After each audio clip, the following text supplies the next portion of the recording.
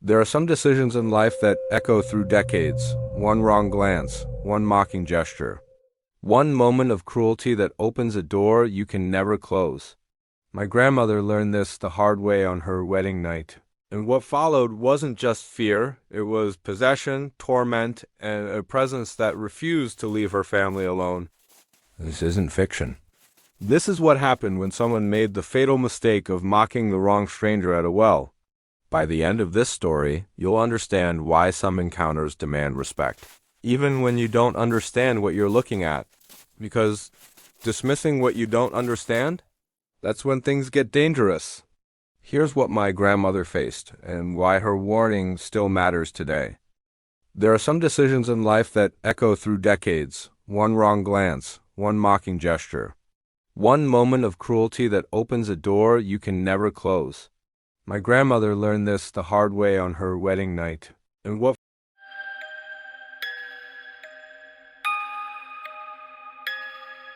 Back in my grandmother's time, wedding nights weren't about celebration. They were about testing.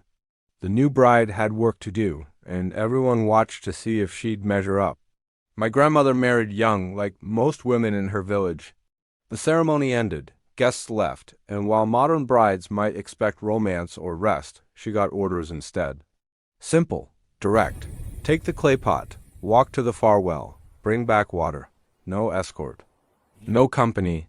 Just her, a heavy vessel, and a dark path leading away from the house. Now, you might think this sounds harsh, but this was tradition. The elders believed it built character. It separated the weak from the strong. It showed whether a girl could handle the life ahead, the isolation, the labor, the long nights alone, while husbands worked far-off fields. So my grandmother lifted that pot, balanced it carefully, and started walking. The well wasn't close. It sat at the village edge, past the last house, where farmland turned to wild grass and trees pressed in from both sides. During the day, women gathered there in groups, chatting while they filled their vessels. Safety in numbers, but at night, the well belonged to silence. Her footsteps crunched on the dry path. Crickets sang their endless song. Somewhere in the distance, a dog barked once, then stopped. She focused on the ground ahead, watching for roots and stones that might trip her. The well came into view, a circular stone structure worn smooth by countless hands. The bucket hung on its rope, swaying slightly though there was no wind. She approached, set down her pot, and reached for the bucket. That's when she saw the woman. Standing on the far side of the well was someone my grandmother had never seen before. A woman, yes, but something about her face wasn't quite right. The proportions seemed off. The smile stretched too wide. The eyes reflected moonlight in a way that human eyes shouldn't. And this woman was laughing, not a friendly chuckle, not a nervous giggle. This was laughter laced with mockery, with knowledge, with something my grandmother couldn't name. The woman gestured at her strange, jerky movements with her hands that made no sense. Pointing, then circling, then pointing again. My grandmother froze. Every instinct screamed at her to run, but she'd been raised to be polite, to be respectful, to never cause offense. So she stood there, gripping the well's edge, trying to make sense of what she was seeing. Then she noticed the second woman. This one stood further back, almost hidden in the shadows of a nearby tree. She wasn't laughing. She wasn't gesturing. She just watched, silent and still as a portrait. But her presence somehow felt even more unsettling than the laughing woman's performance. My grandmother's heart hammered against her ribs. She lowered the bucket with shaking hands, filled it, and poured the water into her pot as quickly as she could manage without spilling. The laughing woman continued her bizarre display the entire time. The silent woman continued watching. When the pot was full, my grandmother lifted it heavier now with the water's weight and started walking back. She didn't run. Running would show fear, and showing fear felt dangerous somehow. But she walked fast, water sloshing against the pot's rim, her breath coming quick and shallow. Behind her, the laughter faded into the distance. She made it home, set down the pot. Said nothing about what she'd seen, because who would believe her? And what good would talking do anyway? The task was complete. The wedding night ritual was done. Life continued. 3 days after the wedding, my grandmother learned something that made her blood run cold. A man from the village, someone who'd been at the well that same night, though she hadn't seen him, had been walking the same path. He'd witnessed the whole scene, my grandmother at the well, the strange woman laughing and gesturing, the silent figure watching from the shadows. But here's where things took a turn. This man, for reasons my grandmother never fully understood, decided to approach the strange woman. Maybe he was curious. Maybe he was foolish. Maybe he thought he saw something in her that others had missed. Whatever his motivation, he chose her. He pursued her, courted her, and eventually married her. The village talked, of course. People always talk. They said the woman wasn't from any nearby area. Her family was unknown. Her background was questionable. But the man was determined, and in those days, a man's decision was final. The marriage happened. And that's when the trouble started. The man's crops failed. His livestock sickened. Arguments erupted in his household over nothing small disagreements that escalated into screaming matches that the whole village could hear. Neighbors began avoiding his property. Children wouldn't play near his house. Within a year, he looked 10 years older. His eyes carried a hunted expression. He stopped attending village gatherings. When people asked if he was well, he'd just shake his head and walk away. The woman he'd married? She still had that too-wide smile, those eyes that reflected light strangely, and sometimes late at night, people passing by his house swore they could hear laughter, that same mocking laughter my grandmother had heard at the well. But the man had made his choice, and choices have consequences. My grandmother thought she'd escaped. She'd seen something strange, yes, but she'd kept walking. She'd chosen differently. She'd married her arranged husband and started building her life. She was wrong about escaping. The presence followed her home. It started small, objects moving when no one was near them, doors opening after she'd closed them, cold spots in rooms that should have been warm. My grandmother noticed, but she said nothing. Maybe if she ignored it, it would stop. It didn't stop. One evening, my grandfather came home early and found my grandmother standing in the kitchen with her back to him. He called her name. She didn't respond. He walked closer and called again. When she finally turned around, my grandfather stumbled backward. Her eyes were glowing.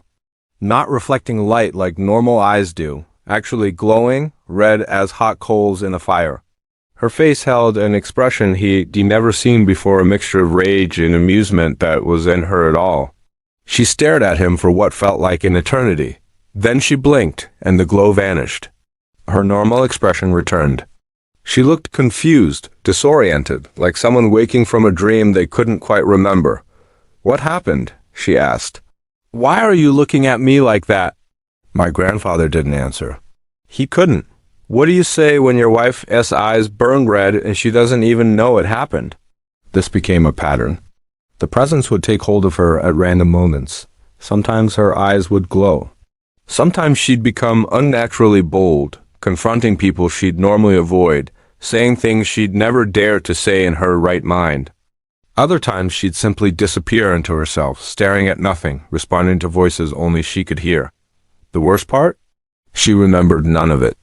Every episode left a blank space in her memory, like someone had reached in and plucked those moments out of her mind. My grandparents lived near a wooded area. During the day, the woods were peaceful, a place for gathering firewood and medicinal herbs. But at night, the woods transformed. Shadows deepened. Sounds carried strangely. Smart people stayed away after dark. One night, my grandfather needed to travel to a neighboring village. Important business that couldn't wait. My grandmother insisted on accompanying him despite his protests. The presence had been quiet for several days, and she felt almost normal again. She didn't want to be left alone in the house. So they walked together, carrying a small oil lamp to light their way. The path cut straight through the woods, a shortcut that saved an hour compared to the long road around. They were halfway through when the lamp went out, not because the oil ran dry, not because wind blew it out. It simply died, as if invisible fingers had reached out and extinguished the flame. Darkness swallowed them completely, the kind of darkness that makes you question whether your eyes are even open. My grandfather fumbled for matches, his hands shaking. Before he could light one, They heard it. Footsteps. Heavy. Deliberate. Coming toward them from deeper in the woods. My grandmother grabbed my grandfather's arm. "Don't light the match," she whispered. "Don't make a sound." They stood frozen as the footsteps came closer, closer, until they could hear breathing ragged and wet, like someone with fluid in their lungs. Then the smell hit them. Decay. Wrong. Like meat left in summer heat for days. My grandfather couldn't see anything, but he felt a presence directly in front of them on the path, blocking their way, waiting. My grandmother's grip on his arm tightened till her nails drew blood. She leaned close to his ear and whispered 3 words. "Don't look up." They stood there for what might have been 5 minutes or 50 times loses meaning in that kind of fear. The breathing continued. The smell intensified. Something in the darkness shifted, and my grandfather heard a sound that still haunted him decades later when he told this story. Laughter. That same mocking laughter my grandmother had heard at the well. Then, as suddenly as it started, it stopped. The presence withdrew. The woods went silent except for normal night sounds, crickets, distant owls, rustling leaves. My grandfather lit a match with trembling hands. The path ahead was empty. They ran. Dignity forgotten, caution abandoned. They ran through those woods like children fleeing a nightmare. They didn't stop until they reached the neighboring village, gasping and wild-eyed. When they finally returned home days later, taking the long route in full daylight, they found their front door standing wide open. Nothing inside was stolen or disturbed, but muddy footprints covered the floor footprints that were too large, with too many toes, walking in patterns that made no anatomical sense. Years passed. My grandparents built a new house on a different plot of land. Maybe distance would help. Maybe starting fresh in a new location would break whatever connection had formed that night at the well. During construction, my grandmother had to spend nights alone in the half-finished structure. My grandfather was away securing materials and coordinating with workers. The walls were up, but the roof was incomplete.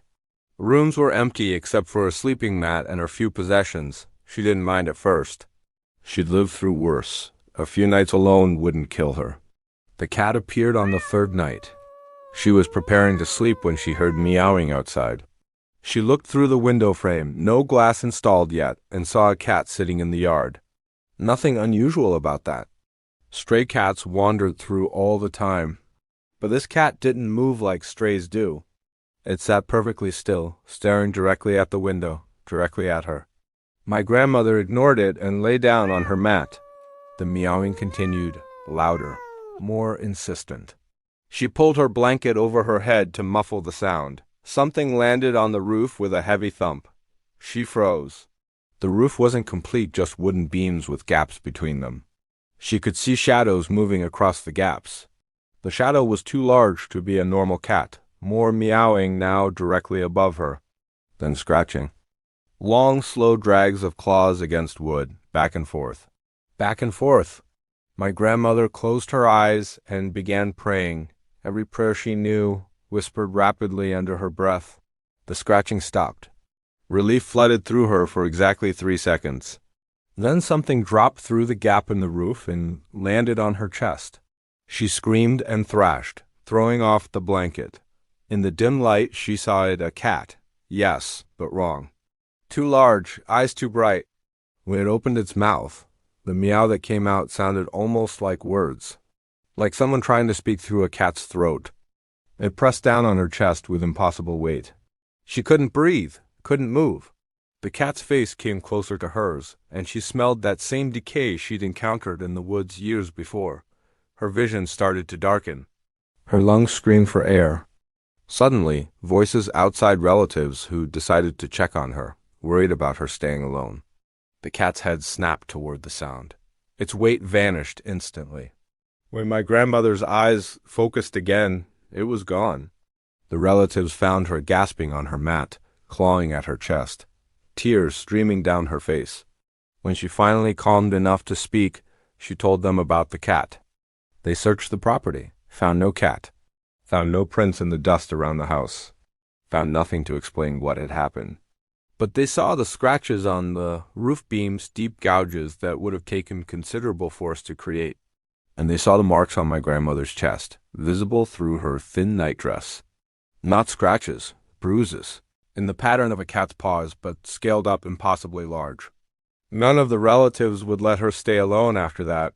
Someone always accompanied her to the property during construction, and at night she returned to stay with family in the old village.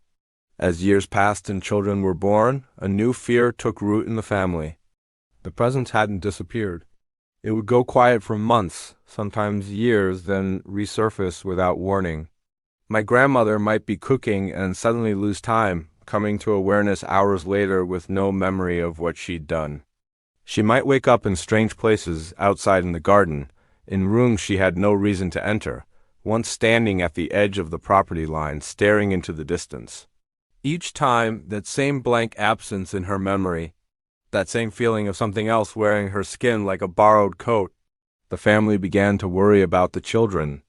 My grandmother had several by then, and one question haunted everyone. Which child would the presence follow?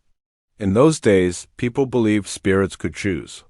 They'd attach themselves to one member of a family line and stay with them, then move to their children or grandchildren, like a terrible inheritance passed down through generations. So the family watched.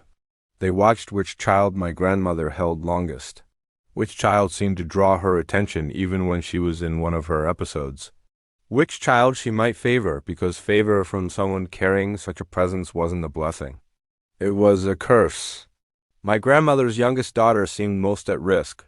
During one of my grandmother's episodes, she'd held the baby for hours, refusing to let anyone else touch her.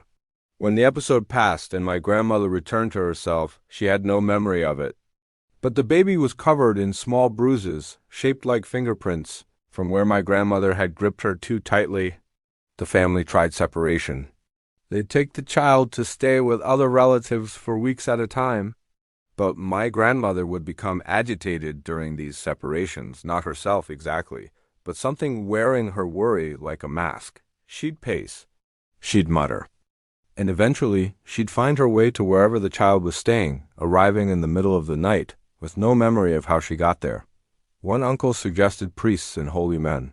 They came with prayers, rituals, blessed water, and sacred ash. Some helped temporarily. The presence would retreat, and my grandmother would have weeks or months of peace. But it always came back, because the thing that had been at the well that night, whatever it was, had marked her.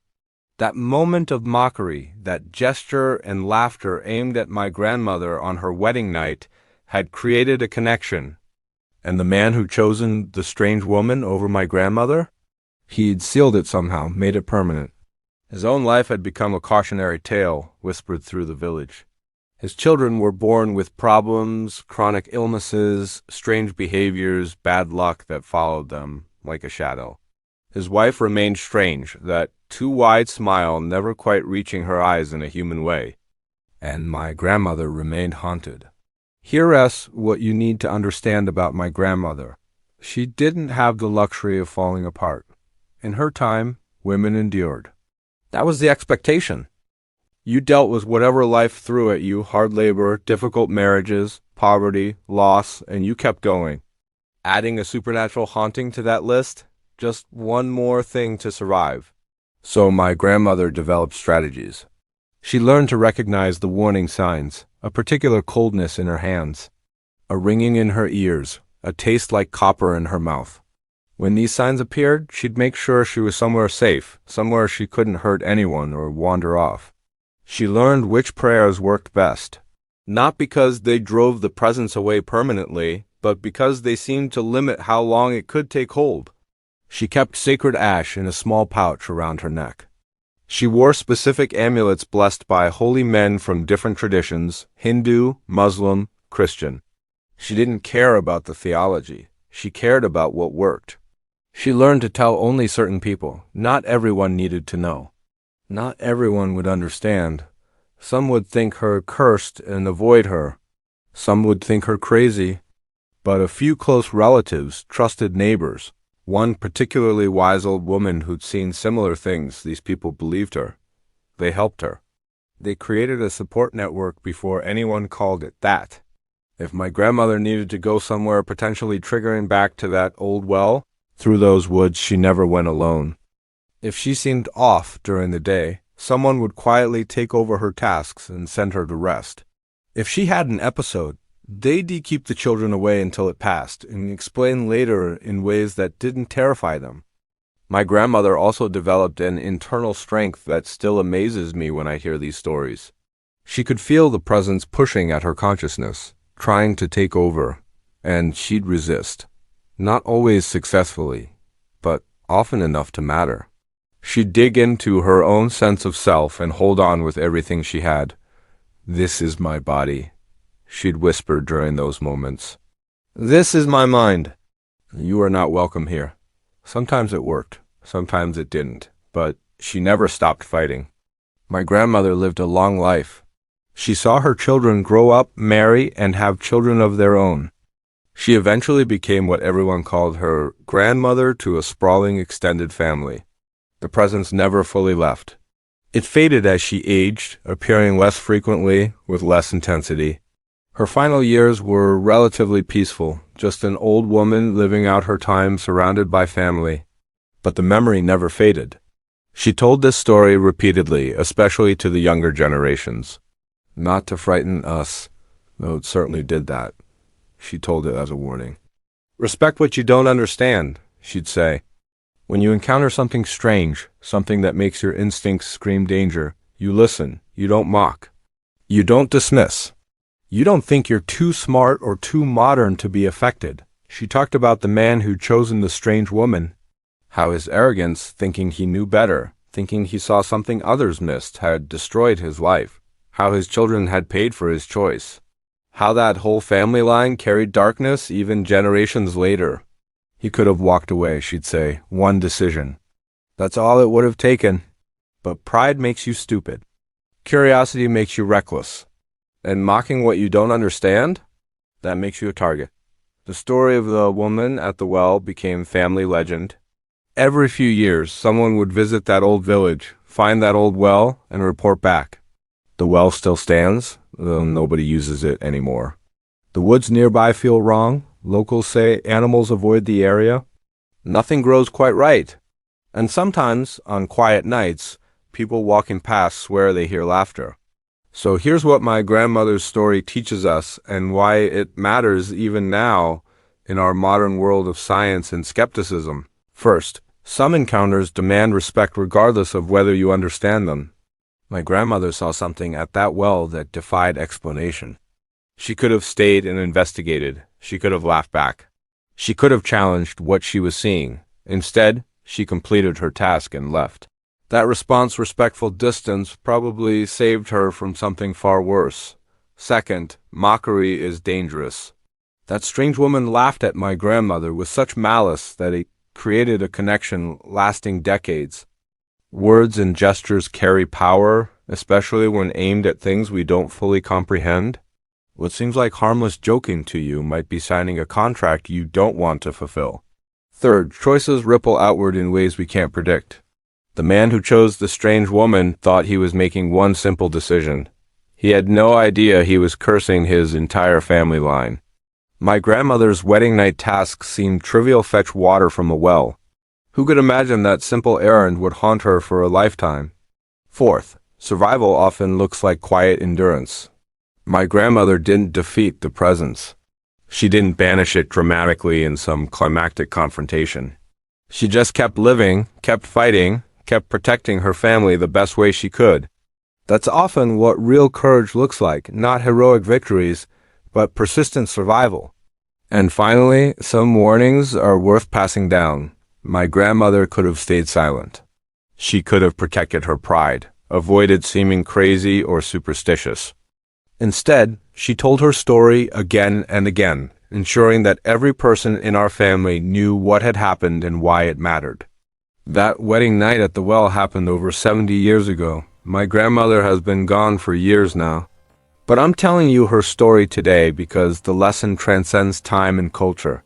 You're going to encounter things in your life you don't understand, moments that make your instincts scream, people or situations that feel fundamentally wrong, even if you can't explain why. When those moments come, and they will come, remember the woman at the well. Remember what happened when someone chose mockery over caution, curiosity over wisdom, pride over survival. Some doors, once opened, can never be fully closed. Some presences, once invited, never truly leave. The question is, what will you do when you're standing at your own well, facing your own choice? My grandmother's answer saved her family. What will yours be? That's not a rhetorical question. That's the most important decision you might ever make, probably in the moment you least expect it. Don't say nobody warned you.